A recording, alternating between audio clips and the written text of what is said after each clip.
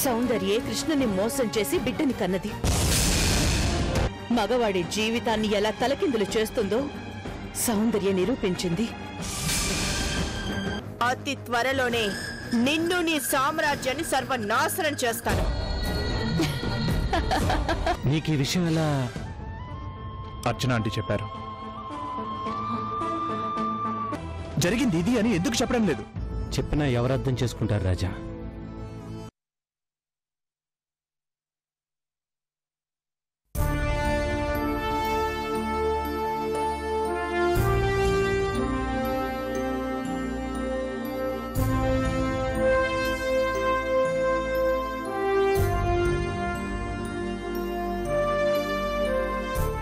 Sir మీకోసం ఎవరో lady వచ్చారు సార్. ఓ జయంత్ గారు ఏంటారు? లోపలికి రమ్మని చెప్పు. అవును, రిసెప్షనిస్ట్ రాలేదా? ఈరోజు లీవ్ సార్. సర్లే, ఆవిడ రమ్మని చెప్పు. Okay sir.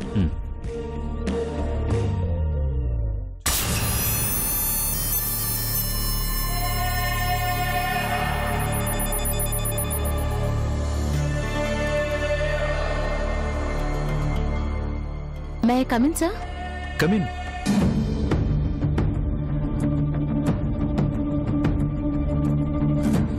మీరు నమస్తే సార్, నా పేరు భార్గవి కృష్ణప్రసాద్. భార్గవి కృష్ణప్రసాదా? కృష్ణప్రసాద్ అంటే మా డాడీ సార్. ఏ కృష్ణప్రసాద్ గురించి మీరు చెప్పేది? అదే సార్, వెబ్సైట్ లో మీ ఫ్రెండ్ కృష్ణప్రసాద్ గారి గురించి రాశారు కదా, ఆ కృష్ణప్రసాదే. ఆయన మా ఫాదర్ సార్. అవునా? సారీ అమ్మా, నాకు నీ గురించి తెలీదు. కూర్చోండి కూర్చోండి. పర్వాలేదు సార్, మాకు ఒక ఫుడ్ ప్రొడక్ట్స్ కంపెనీ ఉంది సార్. మేము ఎక్స్పోర్ట్ చేయాలి అనుకుంటున్నాం. మీరు డాడీకి బాగా తెలిసిన వాళ్ళని మీ సాయం అడగడానికి వచ్చాను సార్. దయచేసి మాకు హెల్ప్ చేస్తారా? అదేంటమ్మా, కృష్ణప్రసాద్ కూతురు అయ్యుండి నువ్వు నన్ను ఇంతగా బ్రతిమలాడటం ఏంటి? నాకు మీ డాడీకి ఉన్న అనుబంధం ఈ రోజు కాదమ్మా. ఒక రకంగా చెప్పాలంటే మీ డాడీ లేకపోతే నేను లేను. అది తెలుసుకుని వచ్చానురా పిచ్చోడా. మొన్న మీ మదర్ జయంత్ గారు కూడా వచ్చారమ్మా, నీకు తెలీదా? ఆవిడొచ్చిందా?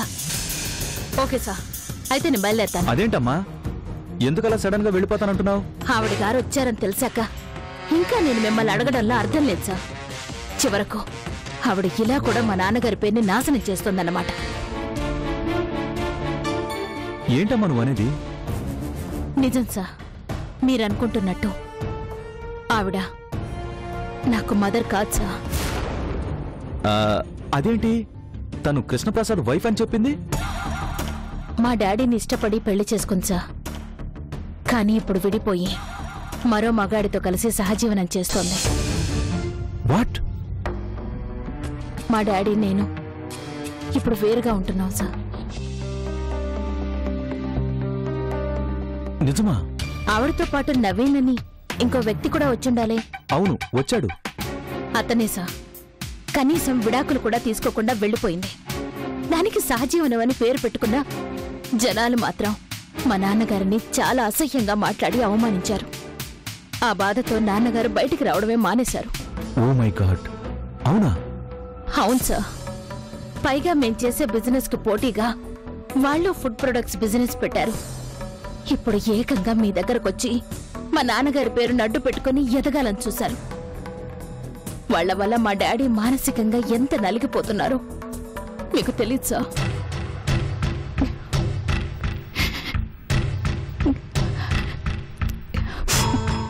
పర్వాలేదు సార్, వాళ్ళు బాగుండాలని డాడీ కూడా కోరుకుంటారు. మీరు వాళ్ళకే సపోర్ట్ చేయండి సార్. నేను బయలుదేరతాను. ఆగమ్మా ఆగు, నేను చెప్పేది కాస్త విను. మీ డాడీని కలిసి చాలా రోజులైందమ్మా. అందుకే నాకు ఈ వివరాలేమీ తెలియదు. చేసిన సాయం మర్చిపోవడం మీ డాడీ గొప్పతనం అయితే, తీసుకున్న సాయం గుర్తుంచుకోవడం నా సంస్కారం. ఇలాగైనా మీ డాడీకి సాయపడితే అంతే చాలు. ఆ ఎక్స్పోర్ట్ ఆఫర్ మీకే ఇస్తున్నానమ్మా. వద్దు సార్, అది జయంతి గారికే ఇవ్వండి. నాన్సెన్స్. అలాంటి వాళ్ళకి ఎందుకు ఇస్తాను? అసలు అలాంటి వాళ్ళని నా కంపెనీ గడప కూడా తొక్కనివ్వనమ్మా. మీకే ఈ ఆఫర్ ఇస్తున్నాను. ఈ విషయం మీ డాడీకి కూడా చెప్పకమ్మా. అదేంటి సార్? మీ డాడీని కలవడానికి నాకు అవకాశం కావాలమ్మా. దీంతో నేనే సర్ప్రైజ్ చేస్తాను. కూర్చోమ్మా. ఏంటో సార్, మీరు మరీ మొహమాట పెట్టేస్తున్నారు. నాకు నిజంగా వాళ్ళు వచ్చారని తెలియదు సార్. తెలిస్తే వచ్చేదాన్నే కాదు, వాళ్ళ అవకాశాన్ని పాడు చేసేదాన్నే కాదు. వాళ్ళ గురించి మర్చిపోమ్మా. నీకు మీ నాన్నగారిలాగా ఆయన మంచితనం అంతా వచ్చినట్టుంది. అసలు జయంత్ గురించి చెప్పినందుకు నేనే నిన్ను అప్రిషియేట్ చేస్తున్నానమ్మా. మనం ఈ ఎక్స్పోర్ట్ చేస్తున్నాం అంతే. హలో పిఏ,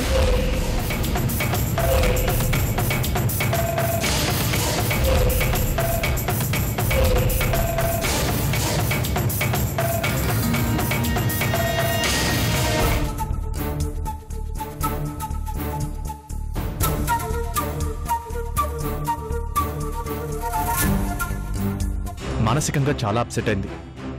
ఇలానే కంటిన్యూ అయితే లేనిపోని ప్రాబ్లమ్స్ కొని తెచ్చుకుంటుందేమో అని భయంగా ఉందాంటీ.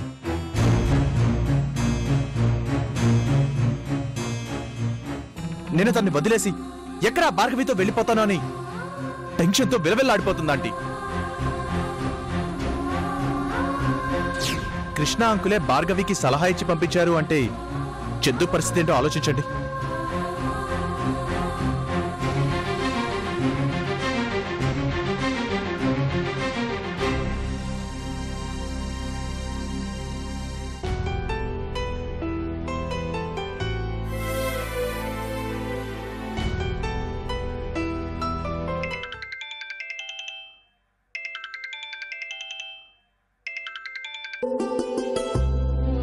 హలో పెద్దమ్మా, ఎలా ఉన్నావు చందు?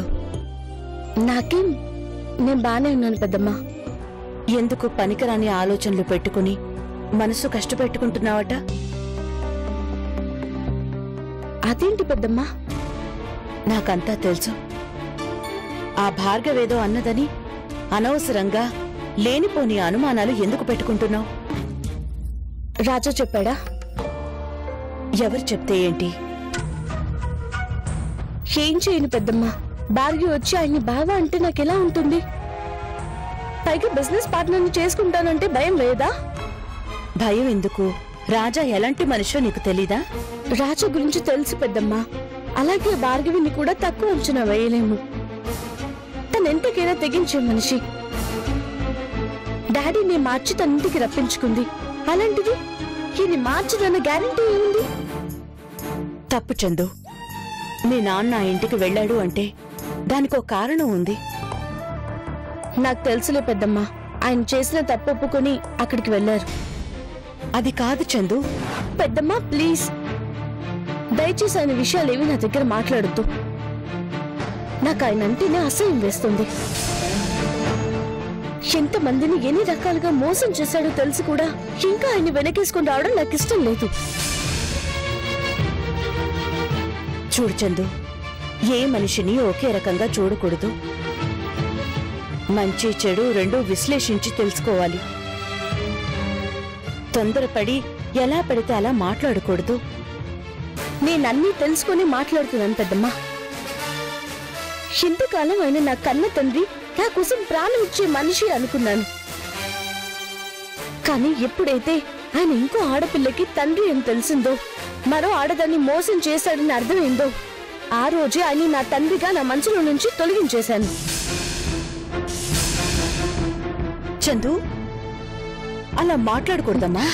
వద్దు పెద్దమ్మా, దయచేసి ఈ విషయంలో నాతో ఆర్గ్యుమెంట్ చేయొద్దు ప్లీజ్. ఉంటాను.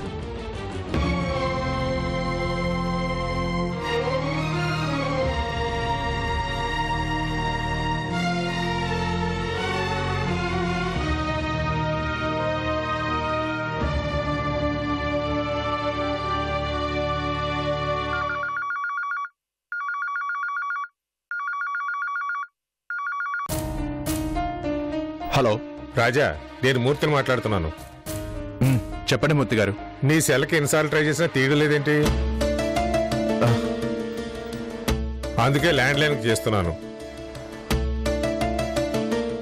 నువ్వు వెంటనే ఆఫీస్కి రావాలి. ఏదైనా అర్జెంట్ పనా? అవును రాజా, కొత్త బిల్స్ వచ్చాయి. ఒకసారి నువ్వు చూసి సంతకాలు చేయాలి. అలాగే, బయలుదేరుతున్నాను. ఆ, చందు, నా ఫోన్ ఏది? ఏమో నాకేం తెలుసు, ఇంట్లో రింగ్ అవ్వలేదే. అవునా? మూర్తి గారు ఫోన్ చేస్తే తీయలేదంటున్నారు. ఎక్కడ పెట్టాను? రాజా,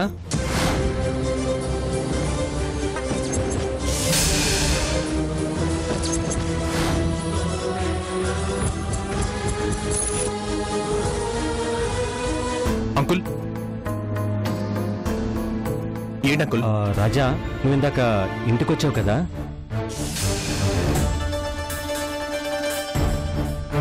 అక్కడ ఈ సెల్ మర్చిపోయినట్టున్నావు. ఇది ఇచ్చి వెళ్దామని వచ్చాను.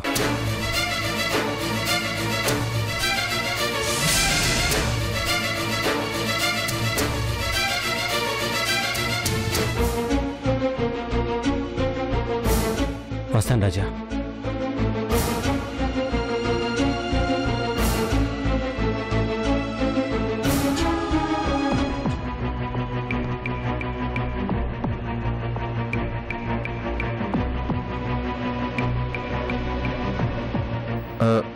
చందు,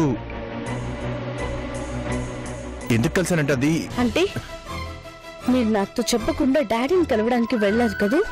అది కాదు చందు. ఎదురుగా సాక్ష్యం పెట్టుకుని అబద్ధాలు ఆడాలని చూడకండి. మీరు ఆయన చూడడానికి వెళ్ళారా లేదా చెప్పండి. వెళ్ళాను.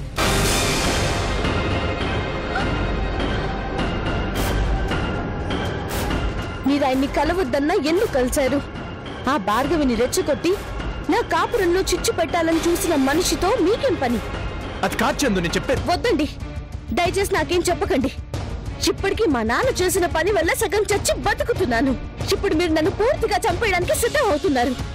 చందు, నేను చెప్పేది కాస్త విను.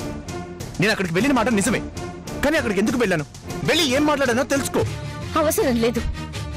ఇప్పటిదాకా ఎవరు ఏం చేసినా నా భర్త నాకు తోడుంటాడు అనుకున్నాను. కానీ కానీ మీరు కూడా నన్ను మోసం చేస్తారని అస్సలు ఊహించలేదు. చందు, నేను చెప్పేది విను.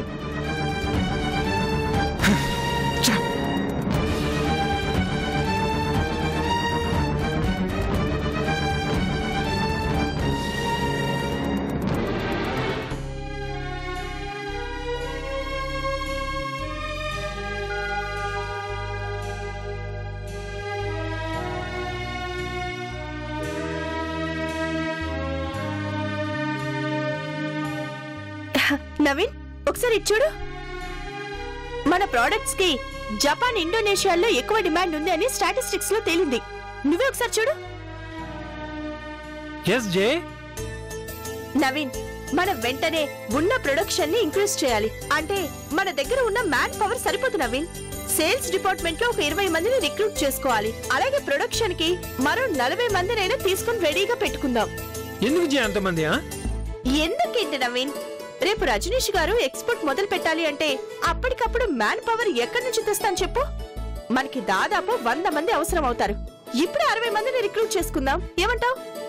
ఆర్డర్ రాకుండా ఇంతమందిని రిక్రూట్ చేసుకుని ఏం చేస్తాం జే? వాళ్ళకి జీతాలు ఇవ్వద్దు?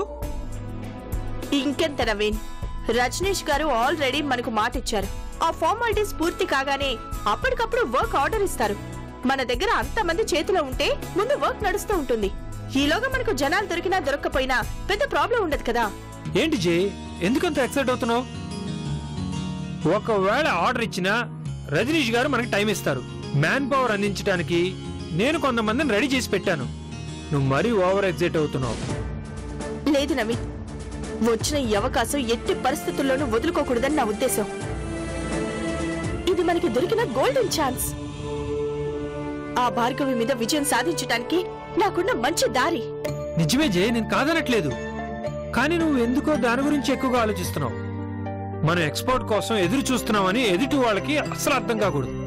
రజనీష్ గారు మాట ఇచ్చారు కదా, ముందు అగ్రిమెంట్స్ మీద సైన్ అయిపోని, అవి అయిపోయాక అప్పుడు రిక్రూట్మెంట్స్ గురించి ఆలోచిద్దాం. ఆ తర్వాత వర్క్ ఆర్డర్ రావటానికి ఎలాగో టైం ఉంటుంది. ఈలోగా మన కంపెనీకి ఏమేం కావాలో అన్ని అవసరాలు నేను చూసుకుంటాను. ఓకేనా? నాకు చాలా ఎక్సైటింగ్ గా ఉంది నవీన్. నా చేతిలోకి ఆర్డర్ రావాలి, అది చూడగానే భార్గవి ఫోన్ చేయాలి. నువ్వు ఎంత అరుగు దొక్కితే నేను అంత పైకి ఎదగలనని నిరూపించుకోవాలి. అన్ని చేస్తావు జే. నీ మీద నాకు నమ్మకం ఉంది. మనం ఆ భార్గవి మీద ఖచ్చితంగా విజయం సాధిస్తాం. ఆ రోజు ఎప్పుడెప్పుడు వస్తుందా అని ఎదురు చూస్తున్నాను నవీన్. అదిగో డాడీ ఫోటో చూడు. అది చూసిన ప్రతిసారి నా రక్తం మరిగిపోతుంది. నా తండ్రిని పొట్టను పెట్టుకున్న ఆ భార్గవిని నాశనం చెయ్యాలి. నాకున్న ఒకే ఒక్క ఆయుధం ఈ ఎక్స్పోర్ట్. మొదటి ఆర్డర్ అందుకునే రోజు కోసం 1000 కళ్లతో ఎదురు చూస్తున్నాను.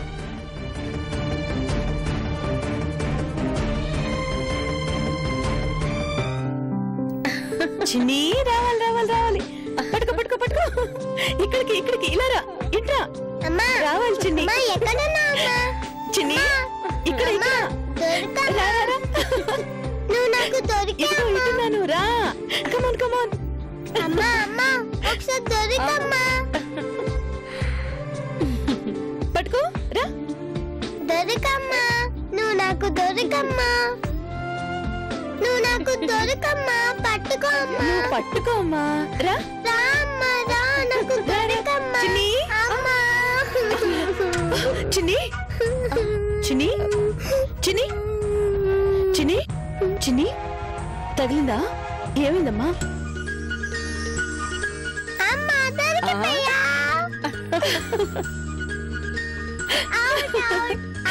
అమ్మ దొంగ, ఇదంతా నీ నాటకమా?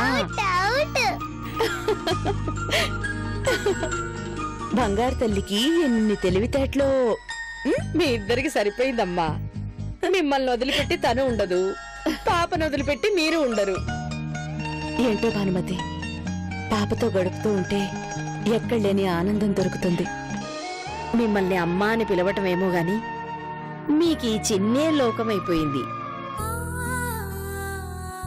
మనం పిల్లల్ని కని పెంచి చదివించి పెద్దవాళ్ళని చేసేసరికి బాధ్యతలతోనే సగం జీవితం అయిపోతుంది.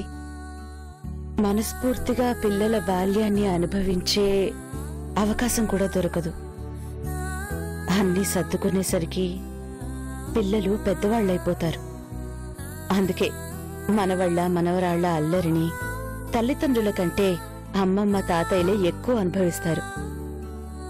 చిన్ని చూస్తుంటే చిన్నప్పటి లల్లినే గుర్తొస్తోంది. అది ఇంతే. నేను పెడితేనే తినేది. తనకంటే ముందు ఎవరికి పెట్టినా ఇల్లు పీకి పందిరేసేది.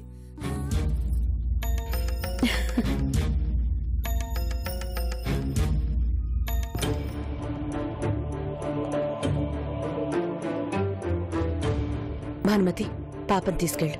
అలాగేనమ్మా. రాజిని రా.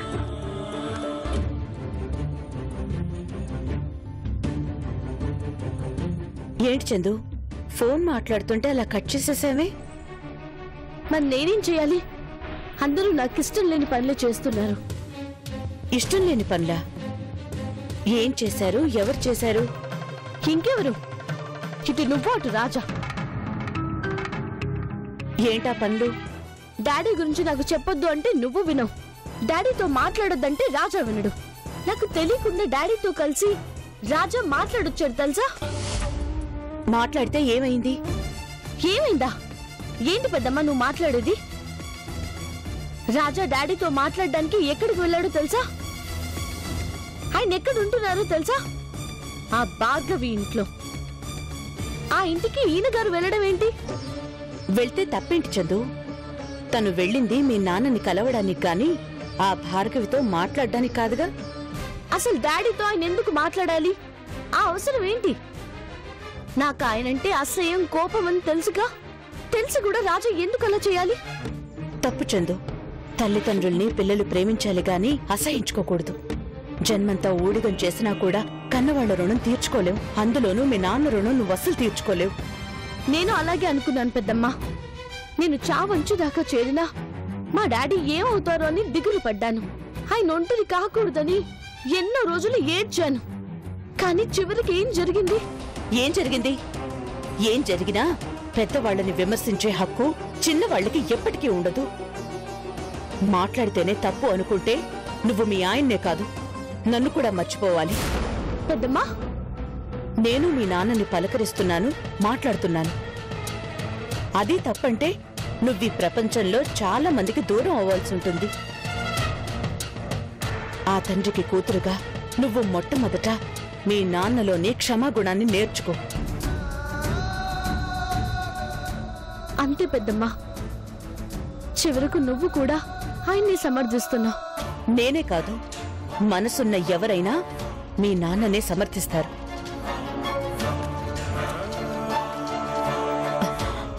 అదిగో అటు చూడు, ఆ పిల్లలు చూడు. వాళ్ళకి అమ్మా నాన్న లేరు, కానీ బంధాలు అనుబంధాలు ఉన్నాయి.